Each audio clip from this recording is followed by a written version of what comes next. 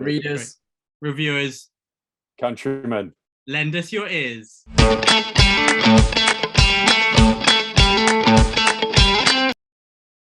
Welcome back to the Brothers Gwynne. Today we are both so excited to be joined by the Mike Shackle. Thank you so much for joining us, Mike. We're here to talk about the release of Until the Last, which this video will be released on release day. And you are also author of We Are the Dead. A Fool's Hope. And then Until the Last now. So yeah, thank you so much for joining us. How does it feel to have I wish I had a copy to hold up. I've been staring at the door for 2 weeks now, shouting, "Where are my books? Where are my books?"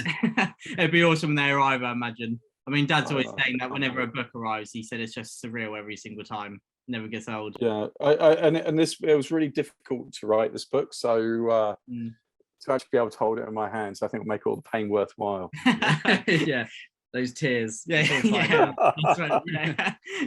So we're thinking we're going to do a bit of a quick fire interview today, but we thought if we start off by if you give a short premise for Into the Last and the series to this point. Well, the whole idea for We Are the Dead and the Last War was the idea that the bad guys win, and ordinary people then have to deal with the aftermath. You know, I'd read a lot of fantasy where, you know, Sauron gets stopped at the last moment and, you know, nothing bad happens. But I thought, what would happen if he actually made it over and wiped everyone out and Aragorn was dead and there were no heroes? So that's how it started. And it was a tale of a coward, a teenage terrorist, a single mum, and a sort of crippled war hero, and just them trying to survive. And it grew from there, and each book's got sort of bigger and crazier, and the magic's increased with each one as well. And now Until the Last is literally 800 pages of monsters, mayhem, magic, and death and destruction. Perfect. Well, what we all love to read. I saw. Well, I went to this thing where I just said no one's safe. Yeah. Right. So it doesn't matter if you're like one of the stars of the book. You know, there's no guarantee. I mean, if anyone's followed the channel for a while, they know how much I love these books, and I keep saying I actually live in like perpetual kind of like fear when I'm reading these of my favorite characters. They're just on the edge of dying at any second, and there is no element of safety anywhere because you do throw away a lot of those conventions. As you said, that if the bad guy wins, it's such a fresh take on fantasy, which is just awesome, and I've absolutely loved. And after badgering Ed for ages, he finally read We Are the Dead, and absolutely I literally read it in a day. It was just, I have not been caught up in a fantasy book like that just for so long. You know, kind of, it's one of those where you really just discover your love for reading again and getting swept up in it. I think Peter McLean said that it's Tarantino meets Gemmell, which is just which seriously, like, that's like a freak out moment, isn't it? That's like your wish. You know, if I sent him 100 quid, I couldn't have got a quote as good as that. So yeah, it's perfect, and it's really apt as well. I think, just like you said, you reeled off the characters there, and just all of them, they're such misfits. It sounds like they're straight from a Tarantino film, and Well, I always think that, you know, everyone thinks if there was a bad situation, they were automatically going to be the hero. But I've always had this awful feeling that I'd be hiding in the cupboard, you know, trying to be really quiet, hoping it'll all just go past. And that to me became a really exciting character to throw into a war story.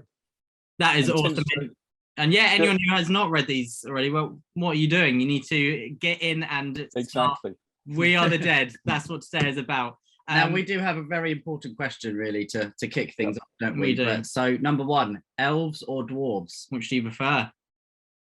Elves, definitely elves. Any reason behind that, or?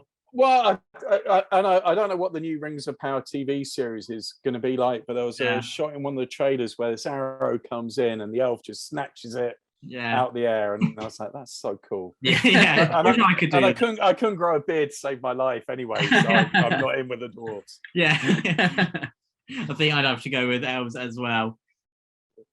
So now we will start. That is the first one we do for interviews, and we're going to start with the quick fire questions now. But before we dive in, I was going to say that the Broken Binding have signed copies available actually, and they're coming with art cards, which is absolutely awesome, aren't they? They do. It's a tiny little mini booklet I don't know. Oh, awesome. Featuring drawings of all the characters with a little bit of captioning and that's brilliant. Things like that. Yeah. And my favourite, Darius and Jax. Nice. Yeah, the odd couple themselves. I can't wait for it to arrive. I mean, you very kindly sent me We Are the Dead quite a few years ago now, and it came with this in it. And I was like, that is absolutely awesome. It's something I have hanging on my shelf now, and it's just brilliant. I cannot wait for Into the Last to arrive with that. I would have sent you 3 copies, but if you paid for it, that's even better. Yeah. I think some authors might start to dislike you, Mike, because not only are you a good writer, but you're also a good artist. So you get being a bit greedy now. Well, it's just procrastination, isn't it? You can tell when I'm stuck writing because suddenly all these pictures start appearing. Yeah. I just pretend I'm constructive. Yeah, I was going to say that is one of the questions I have today. Is that are you a very visual writer? That when you're writing, you're imagining the visual aspects very clearly. Yes, in short answer that, and often when I'm trying to come up with characters, I will start trying to draw what they look like and get a feel for them, and I look for lots of pictures of the world so I can get that in my head. And really, with We Are the Dead, I started reading a book about the French Resistance during World War II, and basically just ripped off everything from that and just stuck in it. Added swords and magic. Yeah. And suddenly it's great. So yeah, definitely very much. That's perfect, and nothing quite as dark as history, is it? And, no, We Are the Dead. There are many dark aspects, which is right up our street. One way to put it. Well, yeah, and apart from the magic, it's most of that stuff's true, and that's what always frightens me because the stories are out there, and I didn't really think I was writing a grimdark book. I just wanted it to be realistic. Yeah. And then I sent it to my father, who always reads my first sort of drafts, and he just rang me up and said, "Are you okay?" It was like, "Do you need to talk about anything?" I'm not surprised because there are some very intense scenes in this book. Yeah. And that was perfect. One of my other questions was, are you inspired by any particular historical periods? And you've answered it right off the bat already. Yeah, and well, I think it just makes it easier, right? I mean, it's there's some authors like Justin Cool, who I think are amazing, but he spent 10 years building a world from scratch. And I haven't got the attention span for that, so I look for things that excite me. I'm really into sort of Japanese samurai culture and things like that, so, and Chinese history, so that all fed into it as well. And then I just stole the best bits. Well, that's the great bit with fantasy, isn't it? That you're inspired by it instead of historical fiction. I love historical fiction, but authors, I imagine there's a lot of pressure of being tied in by those elements. Yeah, fantasy can be a bit when I need to. It can be a bit of a melting pot, can't it, of all your favorite things. So exactly. Well, I actually wrote out a list when I started writing the book. I wrote a list of what are my favorite things. Yeah. Because I had a few ideas of batting backwards and forwards, but literally it was like samurais and magic, superheroes, and all this sort of stuff. So it all got fed into it. Oh, it's brilliant. So it's kind of you thinking what would I like to read about, and then putting that into it. And yeah, I mean, I'd written 3 books before then that had got really nice rejections from people, and I was on the verge of giving up writing because it takes up so much time, and I thought I'm never going to get published. And I heard an interview with Joe Abercrombie where he said, the longer you dance naked in the rain, the better the chances are of getting struck by lightning, which is a very Joe Abercrombie it really is thing. And then I realized the only thing that could stop me was giving up.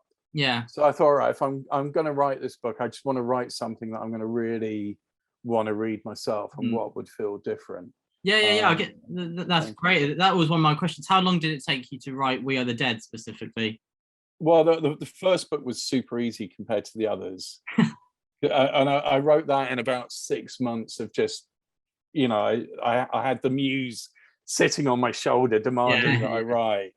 And then after it sold, this kind of muse that was pushing me along then got really super big and heavy and was just like, this has got to be better. The next book's got to be better. And then that kind of doubt sets in. So I actually got halfway through A Fool's Hope and scrapped it. Oh, really? And started again just because I just wasn't happy. Yeah. And I was really lucky that they hadn't published We Are the Dead at that point, because I got to change the last chapter.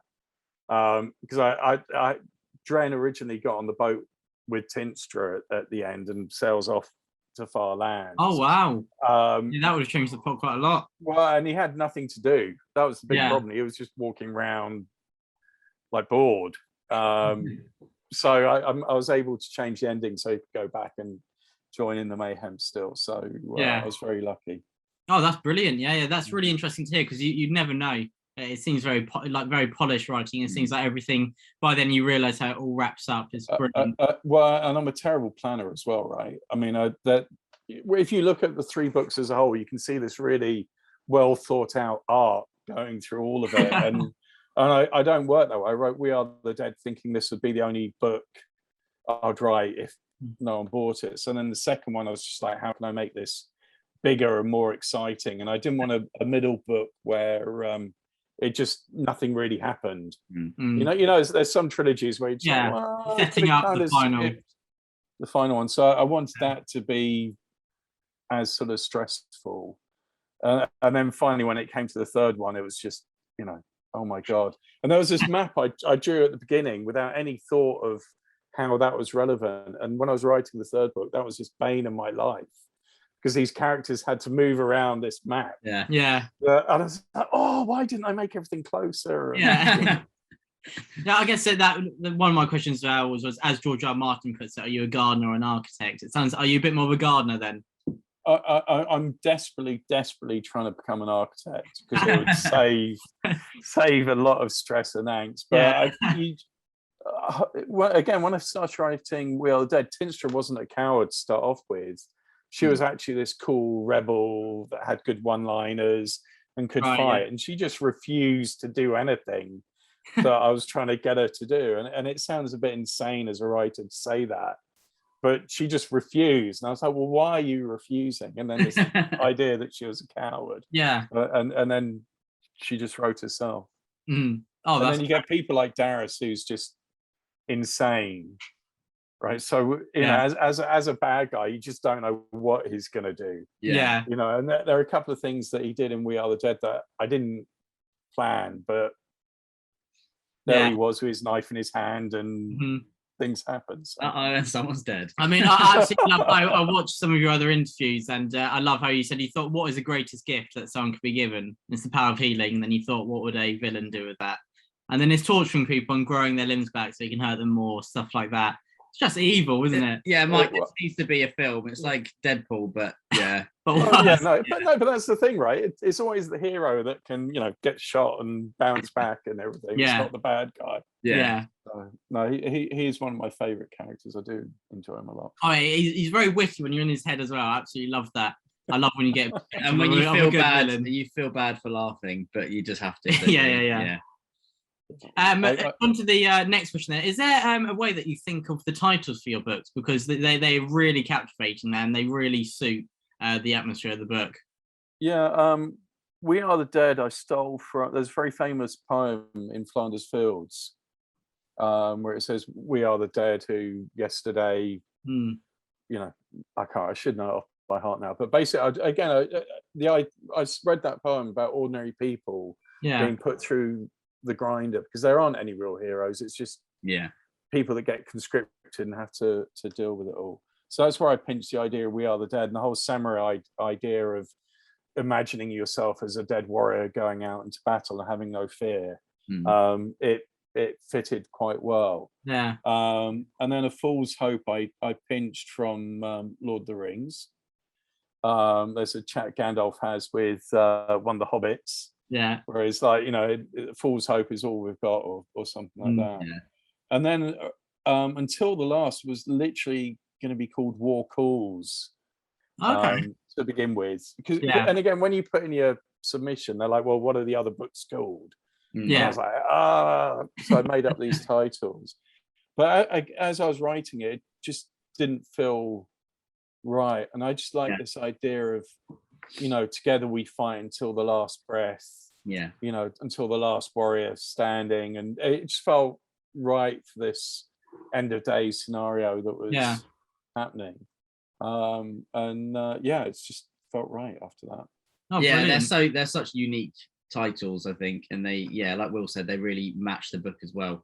I mean, I've only read We Are the Dead, but that was just perfect. And What have you been doing? I know, I'm What- terrible, really. I know, I'm Terrible. disappointed in myself, but I've been gearing up to read Until the Last. I was going to read them both together. You're going to read them back to back, aren't you? Exactly. Yeah. Well, to be honest, that I know people are going to, you know, some people told me they're going to do that, and I feel quite jealous that I'll never be able to actually have that experience of reading them Yeah. back to back and feeling how it all Mike, goes. you should read them. They're really good.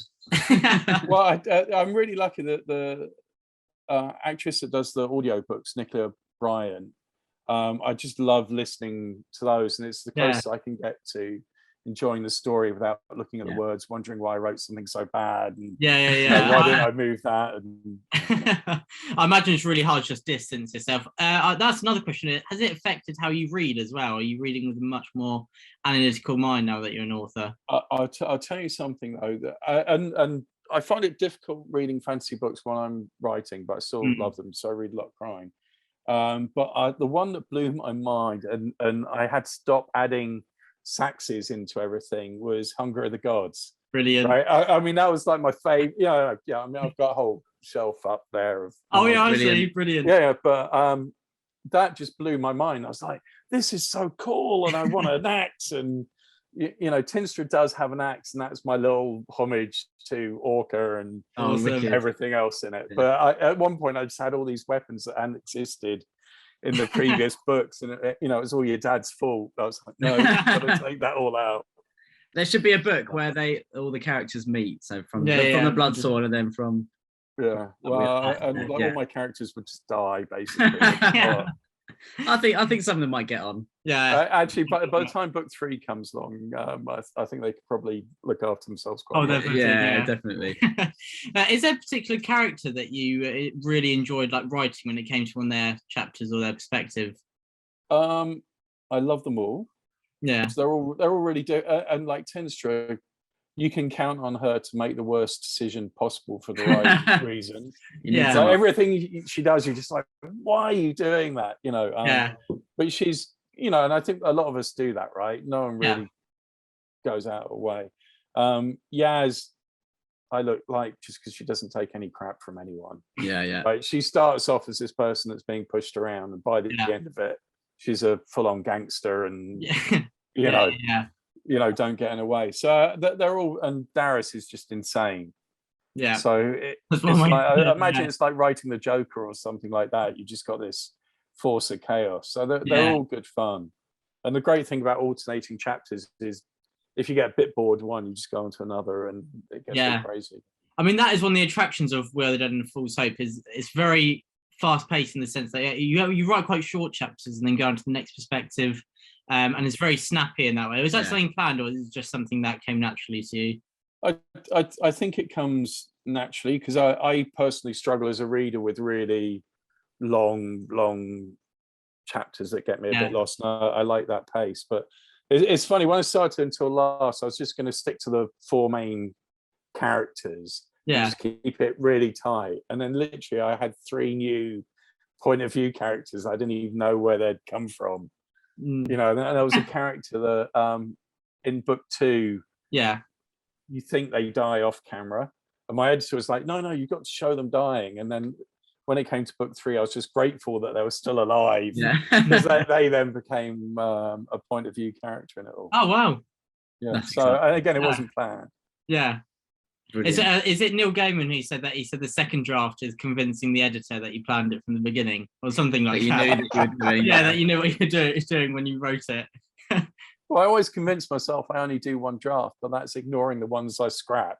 10 don't exist. So I mean, it's the great thing is when you can go back and weave the people in, and like in A Fool's Hope, and I can't even pronounce his name, Relalis, the captain. You know, he wasn't a point of view character when I finished the first draft. Oh wow, okay. So you added after. And again, it just felt like someone was missing, and he just again became a favorite to write. Just because he's just got a great attitude to life, and he's got character. Wants to enjoying himself. So yeah. Oh, that's brilliant. Do you have a specific writing schedule? Is it kind of when it comes to you? I try and get up at 5 o'clock every morning and write Wow. for a couple of hours before everyone wakes up. Yeah. I work full time, right? So Hmm. I've then got to fit it around the job, and I've got Yeah. 2 young kids that take up an awful lot of my time as well.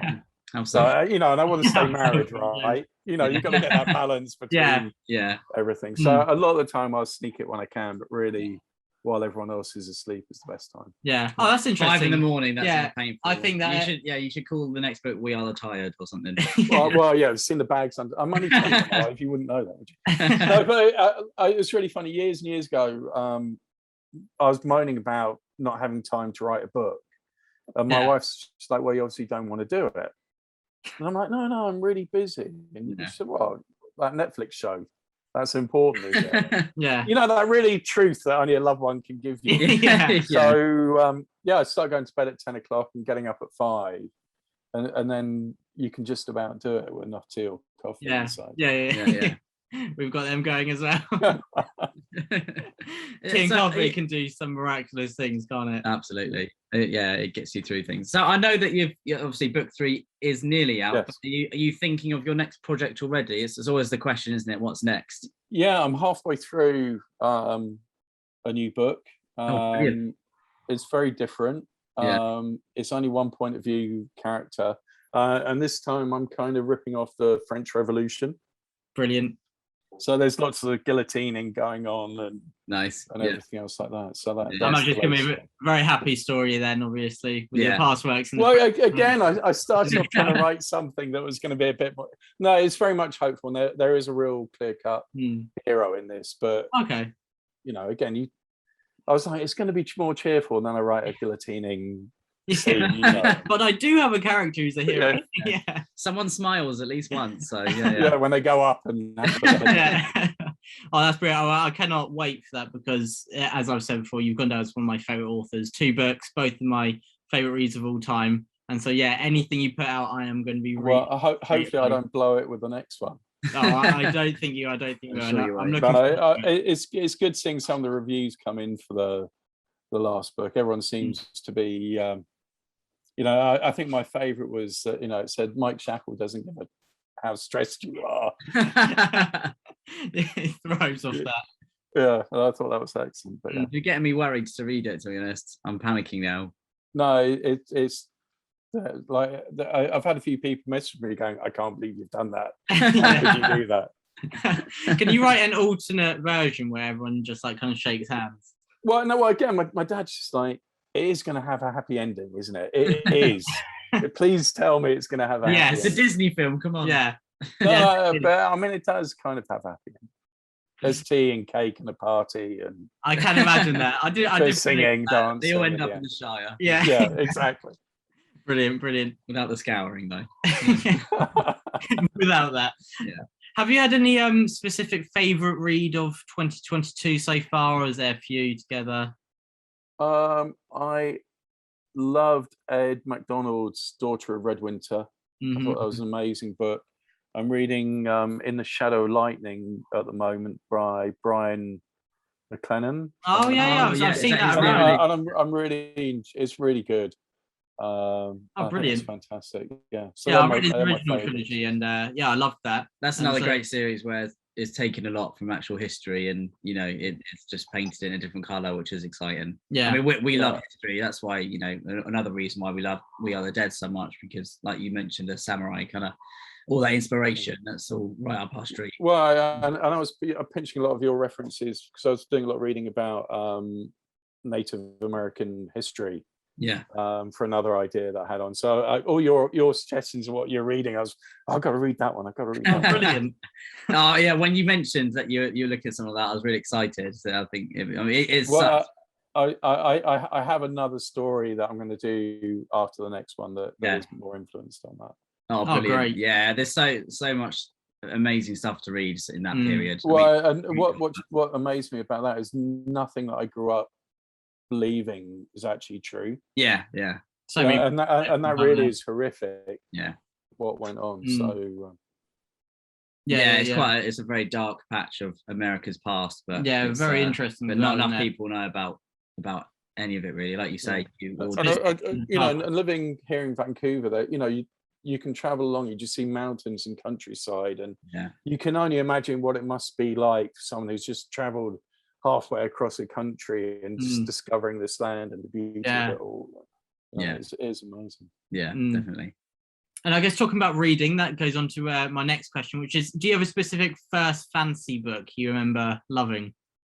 Well, I grew up reading. My grandmother gave me John Carter of Mars. Oh, okay. Because we went and saw Star Wars together, and she said, "Well, if you like that, read this." Brilliant. Yeah. And from there, I went into Tarzan, and then Conan, and Elric, and all that sort of stuff. And I stopped reading it for a long time, and then there were two books. One was The Painted Man by Peter Brett.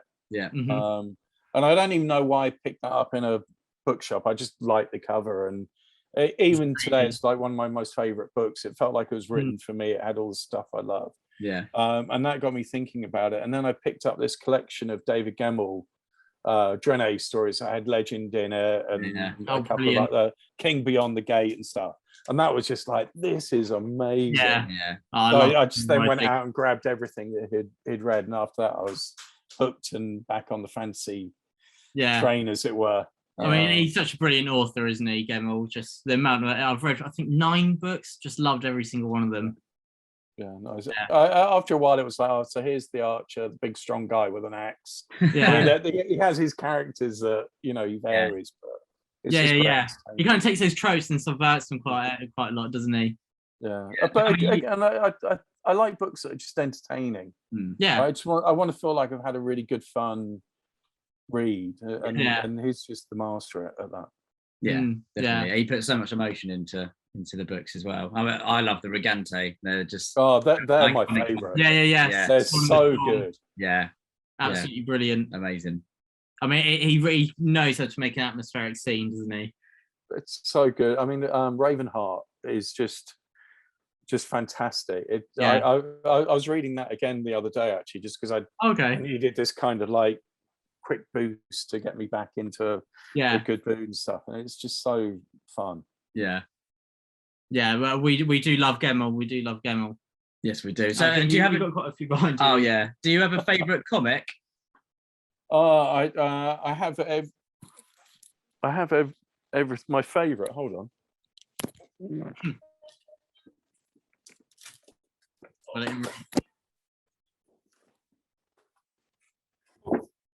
Oh, that's cool. Oh wow, okay. Oh wow. This is Frank Miller's Ronin.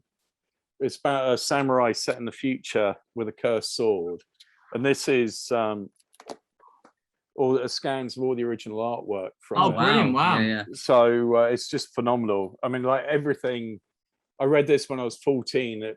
That got me into samurai. And it just changed my life in every way. And I think every book I've written has got a magic sword in it. Somewhere. It's my little homage to what went on in that comic book. But it's amazing. I'd never heard of that before. So Frank Miller did 300, didn't he? So that one. This is the one he did before he did The Dark Knight Returns and and all that kind of stuff. Oh, brilliant. Oh, but I've been wanting to get into a few more comics later, so that is going on my list. Yeah, no doubt. It's a bit crazy, but not a lot of it makes sense. But it's incredible. We like that as well. Yeah, we don't mind that. If you like people having their heads chopped off and cleaved in half, and nice. Do you read much outside of fantasy? You mentioned earlier you read crime. I just read a lot. I mean, it's just I love crime. I love detective books. I love the kind of Jack Reacher, wandering in and beating people up kind of stuff. I used to back in the day, I used to read a lot of kind of lad lit, the Nick Hornby type stuff, and there is a very bad first draft of a novel which was this kind of semi-autobiographical thing that I'd written of stuff which no one will ever see the light of day of, but you're not going to share that with us. I'm glad I grew out of that phase. Got onto this instead. Yeah. Well, I wouldn't mind writing a crime book at some point, but oh, that'd be cool in the future. Like, there's quite a few authors who I know have gone into writing from like fantasy or historical fiction, then going into crime. Like Giles is one of them. Yeah, I think there's just this feeling it'd be nice not having to describe how a car works, you know, or you know, you pick up the phone, you don't have to work out, you know, what's the science behind it, what's the magic system. And stuff. It's all mapped out for you. That's quite good. I think Peter McLean's great when it comes to his magic, because it's just like, it's magic. I'm not going to explain how it works. It just does. Yeah. And I'm much more of that school of things, you know. Yeah. I love Peter McLean's works as well. It's great. Yeah, brilliant. I'm hoping to get a copy of his book any day now. I've pleaded with publishers and with Peter, and you know, hopefully it's on its way to me. Fingers crossed. The Priest Alive is a fantastic series, really. Yeah. So kind of 2 series of my favorite series wrapping up in the next few months. It'll be bittersweet. But thank you so much. That is the end of our questions. But thank you so much for being on the channel. We cannot wait to read Until the Last. And everyone, as I said earlier, read this book. Please do. And let us know your thoughts. We'll put a link to the Broken Binding in the description below, where you can get a copy of this with art cards. So come on, that's an opportunity you can't miss out. And the Broken Binding is the only place you can get signed copies of my books. There we go. So it's a double treat. An exclusive. Come on, everyone. You can't miss out on that. But thank you so much for coming on the channel. It's an absolute pleasure. One of my favorite authors. It feels a bit surreal. It's amazing to talk to someone who's written work that I absolutely adore. And I've been talking to people about so much for quite a few years now. So thanks again. I really appreciate it. Lovely chatting with you both. Yeah, thanks, Mike. I mean, you're one of the nicest guys in fantasy, but you write very dark books. Yeah. So, but no, nice guy, twisted mind. That's what we like. Exactly. Yeah. But no, I can't wait to binge the next 2, and look forward to whatever you do in the future. But we'll definitely have a talk soon as well. Once we've both finished Until the Last, and then we can get into spoilers perhaps, and we can question why you killed our favorite characters. Great. Yeah. Well, okay, love to. All right. Brilliant. Well, congratulations on writing a trilogy and having it published, and best of luck with the release of Into the Last. And thank you everyone for watching. Truth and Courage, the Brothers Gwynne.